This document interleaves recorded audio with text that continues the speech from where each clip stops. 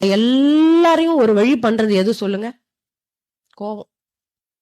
அதுக்கு காரணம் என்ன சொல்லுங்க? தலைவர் யார் தெரியுங்களா? கோபத்துக்கு தலைவர் ஈகோ. கோபம் தீமையை தான் கொண்டு வரும், மகிழ்ச்சியை கொண்டு வரவே கொண்டு வராது. இந்த இடத்துல மகிழ்ச்சியை ஃபுல்லா லாஸ் பண்ணிடும். நம்ம என்ன சொல்லுவோம், நான் அமைதியா தான் இருக்கேன், ஆனா இவங்க இப்படி பண்றாங்க அப்படின்னு சொல்றோம் இல்லையா? அதுக்கு ஒரு உதாரணம் சொல்கிறேன். குரு என்ன பண்றாரு, எப்படி போய் சீடன் கேட்கிறான், நான் அமைதியா தான் இருக்கேன் குருவே, ஆனா எனக்கு கோபம் வர மாதிரி எல்லாம் பண்றாங்க, நான் என்ன பண்றதுன்னாரு. நீங்க என்ன கோவம் வரக்கூடாது, கோவம் வரான்னு சொன்னா சுத்தி இருக்கவங்க எல்லாரும் என்ன கோவப்படுத்தினா நான் என்ன பண்ணுவேன்? இப்ப குரு என்ன செய்தா, ஒரு குழி இருந்தது, அந்த குழிக்கு அவனை கூட்டு போனாரு, ஒரு வாளிய கொடுத்தாரு, இங்க இருந்து தண்ணி மொண்டுவான்னாரு.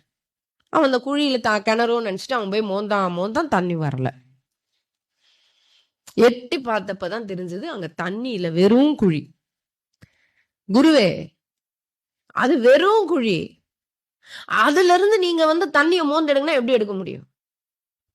அப்ப வாளி இருக்கு, கயிறு இருக்கு, தண்ணி உன்னால எடுக்க முடியலையே. அதுதான் சொல்லிட்டனே, அது வெறும் குழி, தண்ணி இல்ல. அது போல நீயும் வெறுமனே இரு. எத்தனை பேர் வாளியும் கயிறும் போட்டு உன்னை தூண்டி விட்டாலும் உங்ககிட்ட ஒண்ணும் எடுக்க முடியாது. உனக்குள்ள இருக்கிறது அவன் தூண்டுறான். நீ காலி கிணறா இருந்தா